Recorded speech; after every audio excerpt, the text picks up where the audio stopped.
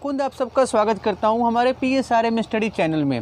आज हम लोग करने वाले हैं अपने क्लास 9th के चैप्टर 2 कॉन्स्टिट्यूशनल डिज़ाइन के 3 इम्पॉर्टेंट टॉपिक को। ओके, पहला टॉपिक है why do we need a constitution. Why do we need constitution.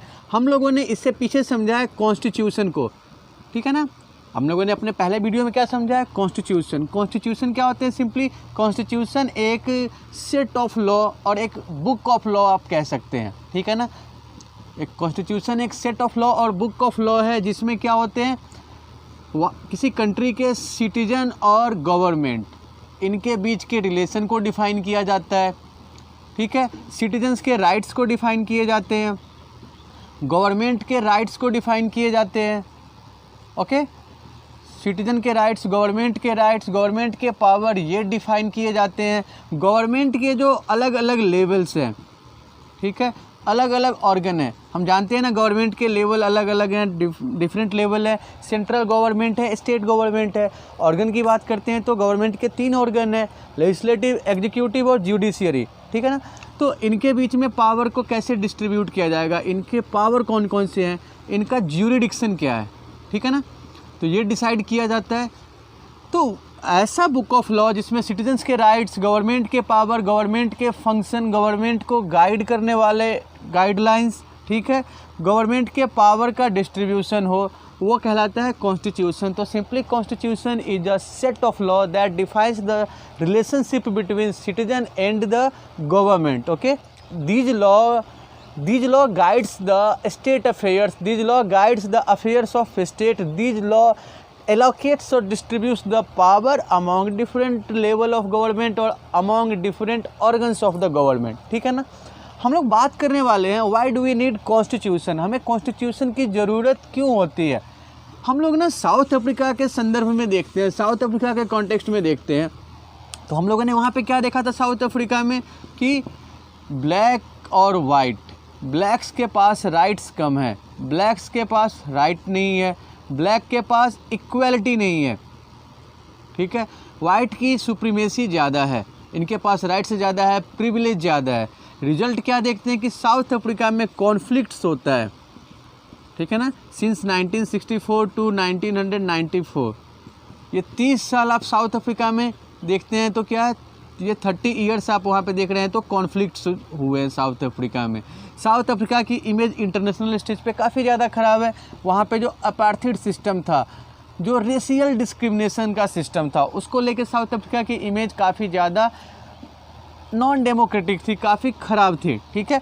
South Africa ने क्या किया, कॉन्स्टिट्यूशन को चेंज किया, अपने कॉन्स्टिट्यूशन को चेंज किया। और क्या किया कॉन्स्टिट्यूशन में, जो ब्लैक्स जिनके पास राइट्स नहीं थे उनको राइट्स प्रोवाइड किया, ठीक है ना। साउथ अफ्रीका ने क्या किया है, जिन ब्लैक्स के पास, जिनको इक्वली ट्रीट नहीं किया जाता था, चाहे वो ब्लैक हो, मिक्सड हो, कलर्स हो, इंडियंस हो, उनको इक्वलिटी प्रोवाइड की, ठीक है ना। जो यहाँ पे देखिए जो वाइट्स थे उनका जो ऑपरेशन था, ठीक है, उनके ऑपरेशन को, उनके एट्रेसिटी को बैन किया, ऑपरेशन को ख़त्म किया, ठीक है। तो हम क्या देख रहे हैं कि एक रूल बना के उन्होंने इस चीज़ को ख़त्म किया है, ठीक है ना।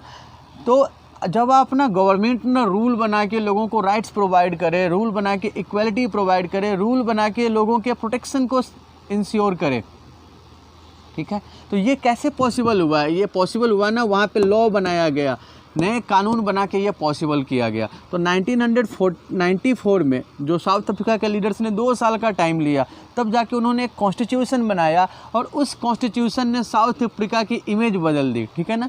जो साउथ अफ्रीका पहले बदनाम था, पहले नोटोरियस था अपने यहाँ के अपार्थाइड सिस्टम को लेके, उसी साउथ अफ्रीका के एग्जाम्पल दुनिया भर में दिए जाने लगे।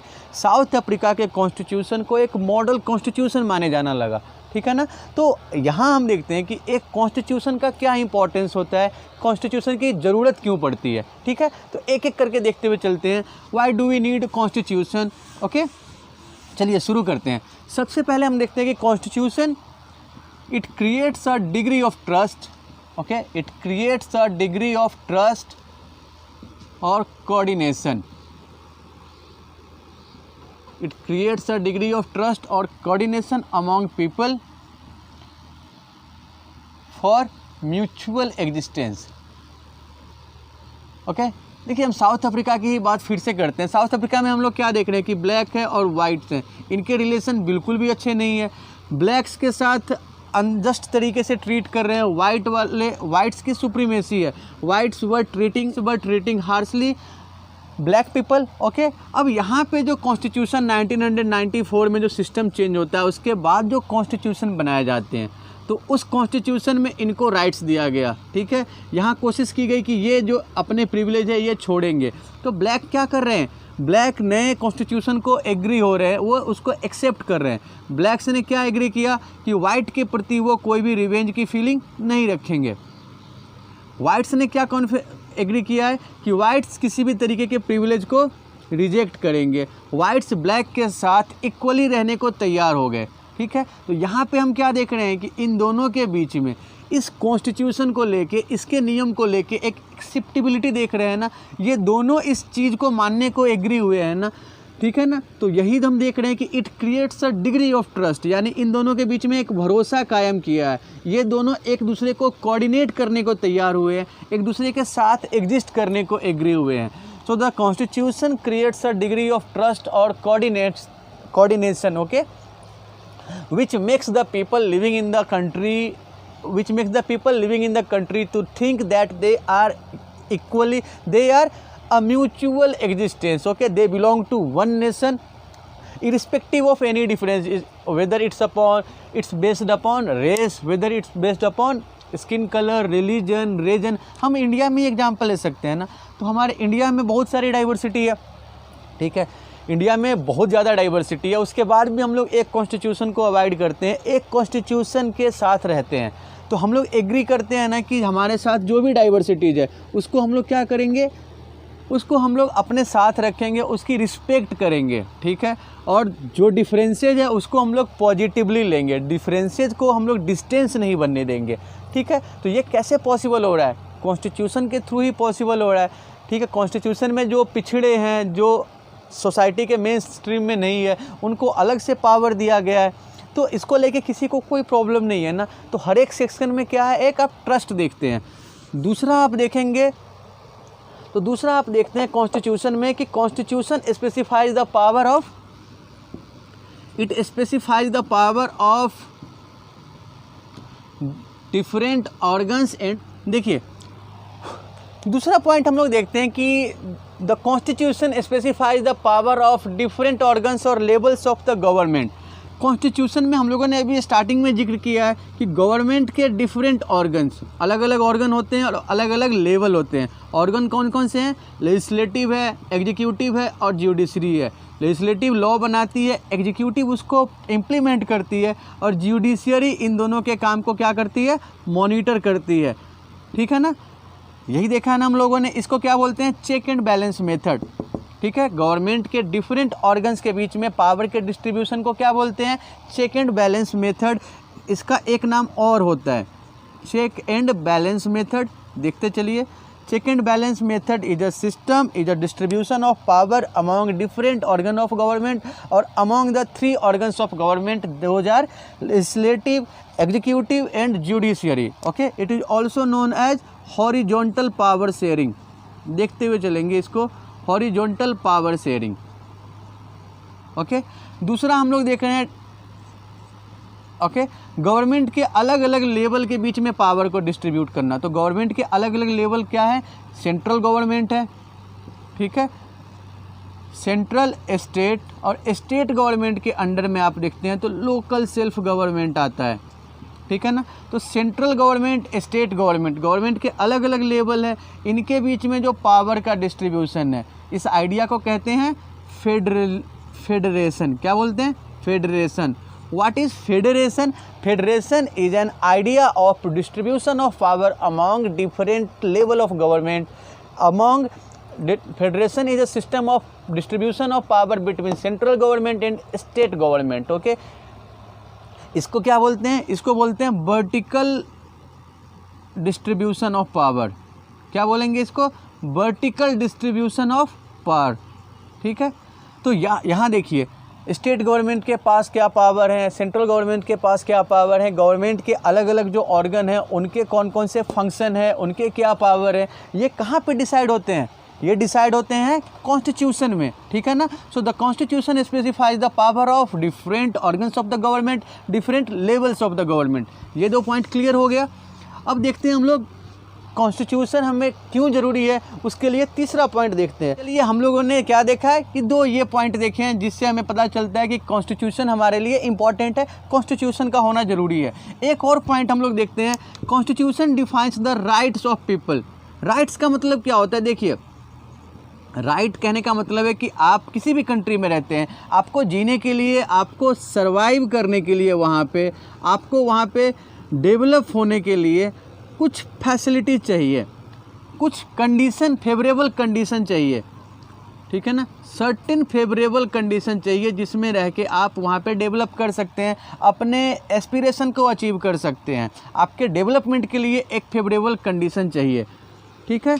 तो राइट्स का मतलब हमारा ये है कि आपको कॉन्स्टिट्यूशन के थ्रू ये गारंटी दी जाती है, कॉन्स्टिट्यूशन आपको गारंटी देता है कि आप किसी कंट्री में हैं तो उस कंट्री में आपको जीने के लिए, आपको विकसित होने के लिए, डेवलप होने के लिए जो फेवरेबल कंडीशन चाहिए वो फेवरेबल कंडीशन आपको प्रोवाइड किया जाएगा, ठीक है। So rights are guarantee given by the constitution about the favorable condition which a citizen requires to survive in that country, what a citizen needs to be developed in his life, ठीक है ना।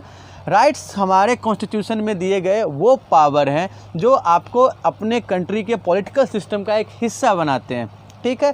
सो the constitution defines the rights of people. South Africa का ही example लीजिए, फिर से black का देखते हैं। ब्लैक्स जिनके पास पहले राइट्स नहीं था, जिनके साथ डिस्क्रिमिनेशन हो रहा था, ब्लैक्स जिनको इक्वली ट्रीट नहीं किया जा रहा था, ब्लैक्स जिनको उनके स्किन कलर के आधार पर टॉर्चर किया जा रहा था, ठीक है ना। जब नया कॉन्स्टिट्यूशन बनता है तो साउथ अफ्रीका के ब्लैक भी सिटीजन है, वाइट भी सिटीजन है, तो वाइट सिटीजन के जो राइट्स हैं वही राइट्स ब्लैक को भी दिए गए ना।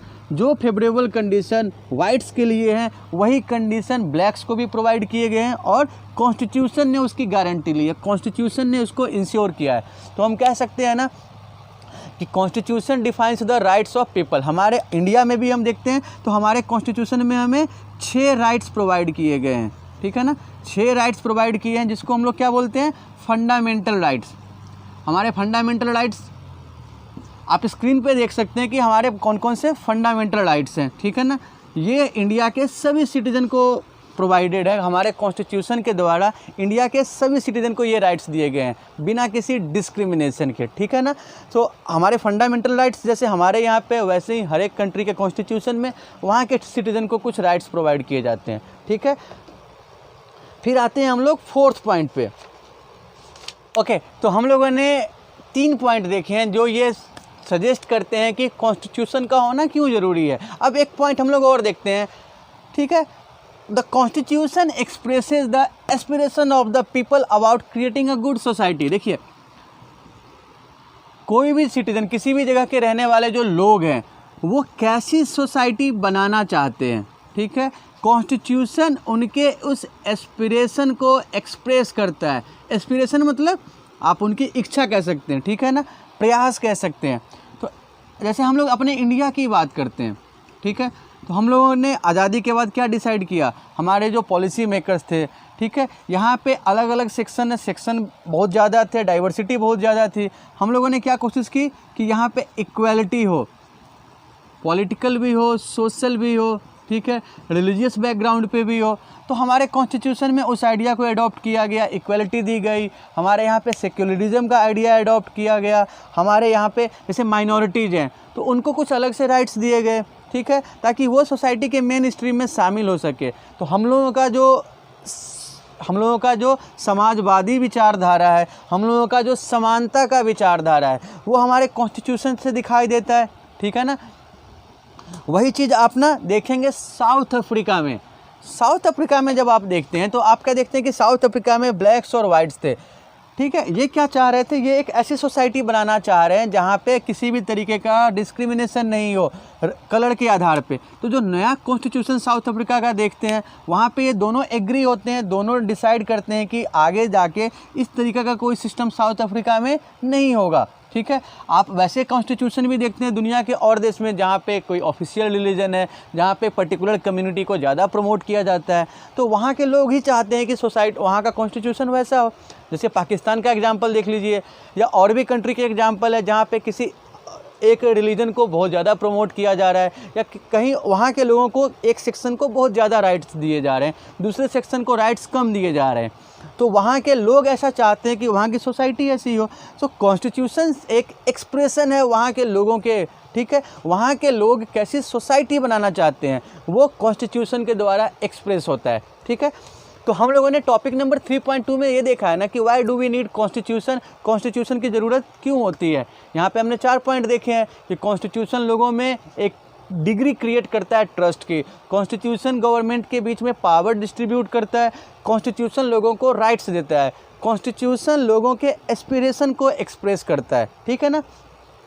चलिए अब हम लोग आते हैं topic number 3.3 making of the constitution. यहाँ हम लोग देखेंगे कि हमारे इंडिया में जो कॉन्स्टिट्यूशन का फॉर्मेशन हुआ है वो कैसे हुआ है, उसका हिस्टोरिकल बैकग्राउंड क्या है, उसके हिस्टोरिकल रेफरेंस क्या है। ओके, तो आते हैं हम लोग topic number 3.3 making of the constitution. Okay, तो हम लोग अब बात करते हैं topic number 3.3 making of the Indian constitution की। ठीक है, तो यहाँ पे हम लोग क्या देखने वाले हैं कि इंडियन कॉन्स्टिट्यूशन जो ड्राफ्ट हुए उसके हिस्टोरिकल रेफरेंस को।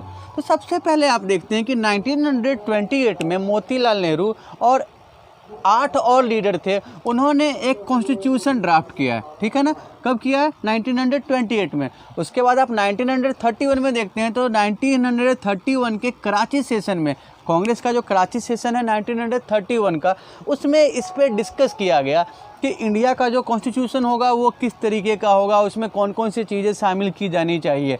आप ना ये दोनों देखिएगा, चाहे वो 1928 का ड्राफ्ट हो या 1931 के कराची सेशन का ड्राफ्ट हो, इन दोनों में ये चीज़ किया गया, डिस्कस किया गया कि इंडिया का जो कॉन्स्टिट्यूशन होगा उसमें सभी को वोटिंग राइट्स मिलेंगे, यूनाइटेड एडल्ट फ्रेंचाइज का आइडिया होगा, सभी को राइट टू फ्रीडम मिलेंगे, इक्वालिटी प्रोवाइड किया जाएगा, और माइनॉरिटीज जो हैं उनको स्पेशली प्रिविलेज दिया जाएगा, उनको अलग से कुछ पावर दिए जाएंगे, उन माइनॉरिटी के प्रोटेक्शन को फोकस किया जाएगा। ठीक है, देखिए जो हमारे इंडियन लीडर्स थे, जो ब्रिटिश गवर्नमेंट के टाइम में जो इंडियन लीडर्स उनके लेजिस्लेटिव सिस्टम में थे, रिप्रेजेंटेटिव थे इंडियंस के।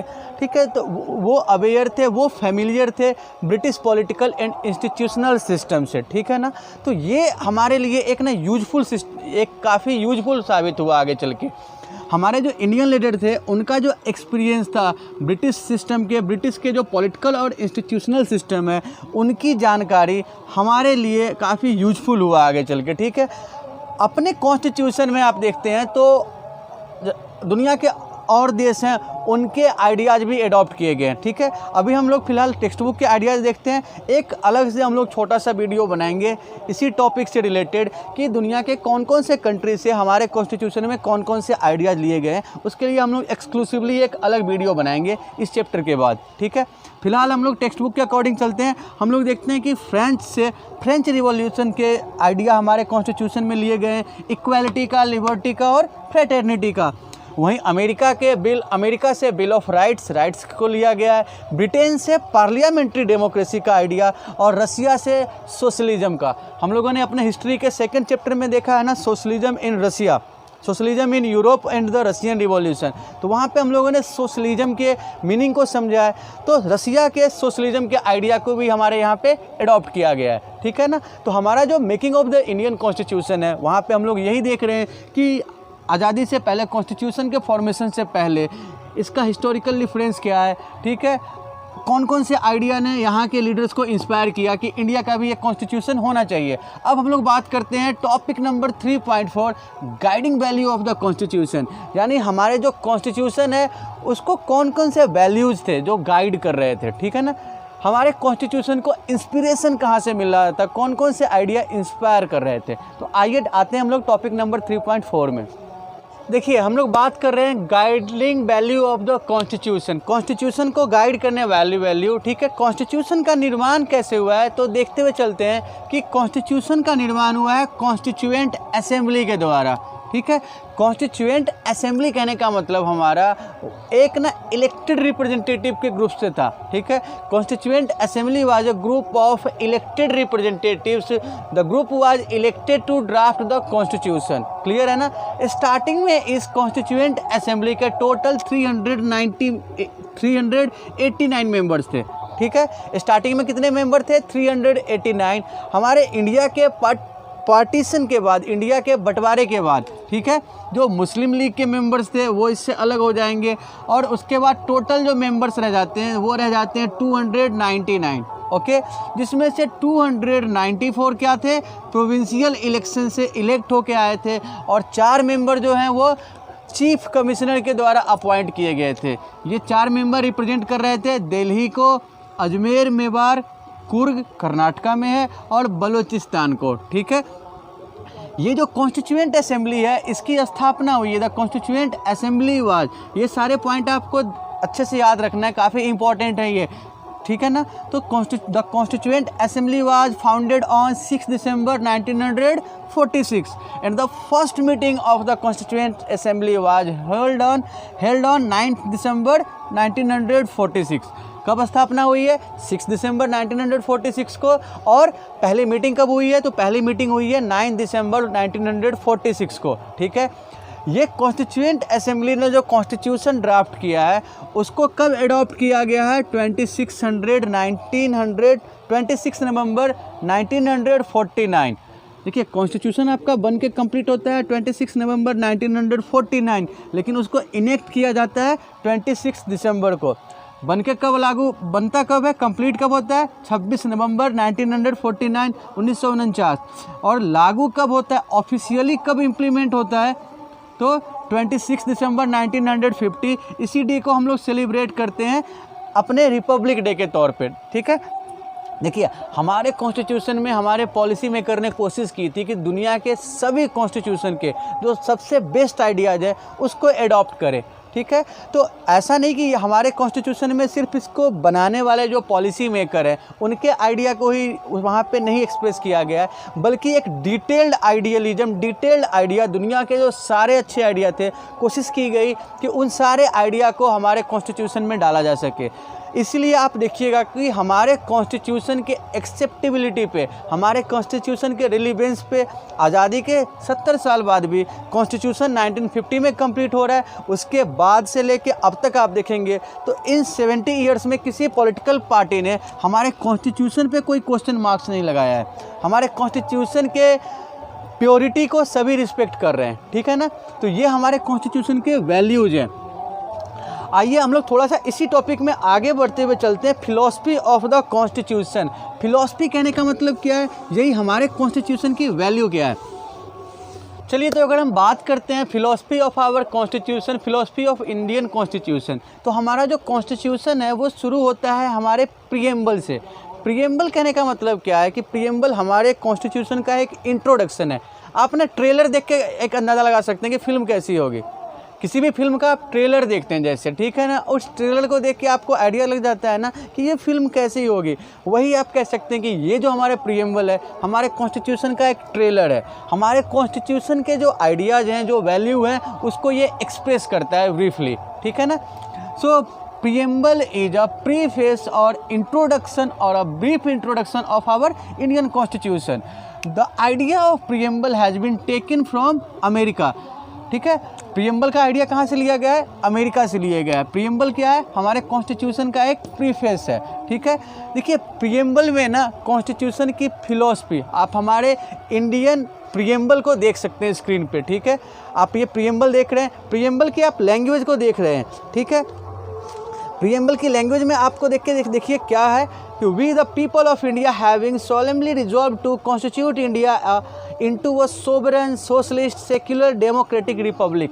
तो यहाँ पे इंडिया के लोग, हम लोगों ने पीछे पढ़ा है ना कि कॉन्स्टिट्यूशन लोगों के एस्पिरेशन को एक्सप्रेस करता है। इंडिया के लोग कैसे सोसाइटी को बनाना चाह रहे हैं, कैसी सोसाइटी बनाने के लिए एग्री हुए हैं, ये चीज़ इस मैसेज में क्लियर है, ठीक है।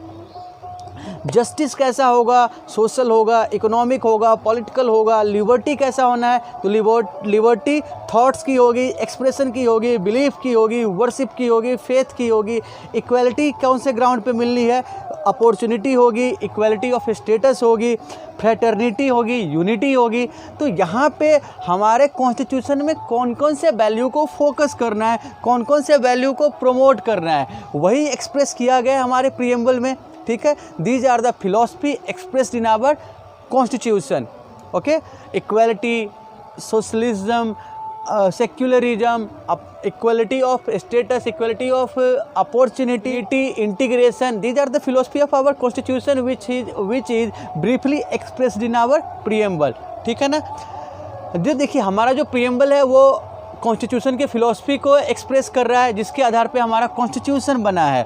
हमारा प्रीएम्बल क्या करता है, हमारा कॉन्स्टिट्यूशन क्या कर रहा है, ये प्रीएम्बल प्रोवाइड कर रहा है आपको एक स्टैंडर्ड प्रोवाइड कर रहा है, जिससे आप कॉन्स्टिट्यूशन के, आप गवर्नमेंट के एक्शन को, गवर्नमेंट के लॉ को क्या कर सकते हैं, इवेल्युएट कर सकते हैं, असेस कर सकते हैं। वहीं हम लोग ना आगे एक और चीज़ देखते हुए चलते हैं, इंस्टीट्यूशनल डिज़ाइन। इंस्टीट्यूशनल डिज़ाइन की अगर हम बात करते हैं तो ठीक है, हमारा जो कॉन्स्टिट्यूशन है उसको हम देखते हुए चलते हैं। अपना जो कॉन्स्टिट्यूशन है वो काफ़ी लंबा कॉन्स्टिट्यूशन है, काफ़ी डिटेल्ड कॉन्स्टिट्यूशन है। हमारा कॉन्स्टिट्यूशन सबसे बड़ा रिटन कॉन्स्टिट्यूशन है। ठीक है, हमारे कॉन्स्टिट्यूशन में दुनिया के सारे कॉन्स्टिट्यूशन को अच्छे आइडिया को एडॉप्ट करने की कोशिश की गई है। हमें पता है ना कि हमारे जो कॉन्स्टिट्यूशन के मेकर हैं उन्होंने लगभग 3 साल का टाइम लिया है। They took 2 years 11 months and 18 days to draft this constitution. ठीक है ना। तो इसमें क्या है, इसमें आप देखिएगा, और ये हमारा जो कॉन्स्टिट्यूशन है वो स्टैटिक भी है और डायनेमिक भी है। ठीक है, यानी यहाँ पे अमेंडमेंट का भी प्रोविज़न है। अमेंडमेंट कहने का मतलब क्या होता है, amendment is a process to change an existing law. ठीक है, हमारे कॉन्स्टिट्यूशन के लॉ को चेंज करना, ये प्रोसेस क्या कहलाता है, अमेंडमेंट कहलाता है। देखिए जिस टाइम पे कॉन्स्टिट्यूशन बनाया गया, सोसाइटी तो डायनेमिक है, कंडीशन तो चेंज होती रहती है। तो कॉन्स्टिट्यूशन कैसा होना चाहिए, डायनेमिक होना चाहिए, जो चेंजिंग सिचुएशन को, चेंजिंग सोसाइटी के अकॉर्डिंग हो। ठीक है ना। तो कॉन्स्टिट्यूशन के रेंज को बढ़ाया जाता है ना। तो हमारे कॉन्स्टिट्यूशन में अमेंडमेंट का भी प्रोविज़न हम लोग देख रहे हैं। हमारे कॉन्स्टिट्यूशन में गवर्नमेंट के पावर का डिस्ट्रीब्यूशन कैसे होगा, गवर्नमेंट के पावर को बाउंड करने वाले फोर्सेज कौन कौन से हैं, जो सिटीजन्स हैं उनके फंडामेंटल राइट्स कौन कौन से हैं, सिटीजन के राइट्स को कौन से सर्टेन सिचुएशन में रिस्ट्रिक्ट किया जा सकता है, वो सारी चीज़ों का डिटेल्ड इन्फॉर्मेशन कहाँ पे है, हमारे कॉन्स्टिट्यूशन में है। ठीक है, तो आज के टॉपिक में हम लोग यही 3 इंपॉर्टेंट टॉपिक डील करने वाले थे, और मैं उम्मीद करता हूं कि आज के इस टॉपिक को आपने अच्छे से समझ लिया होगा। और अगर इस टॉपिक को लेके, आज के टॉपिक को लेके आपको कोई कन्फ्यूजन होती है, कोई प्रॉब्लम होता है, तो आप प्लीज़ हमारे स्क्रीन पे फ्लैश हो रहे नंबर पे अपने प्रॉब्लम शेयर कर सकते हैं। साथ ही साथ अगर आपको ये वीडियो पसंद आया है तो आप हमारे चैनल को लाइक और सब्सक्राइब करेंगे। Thank you, have a nice day.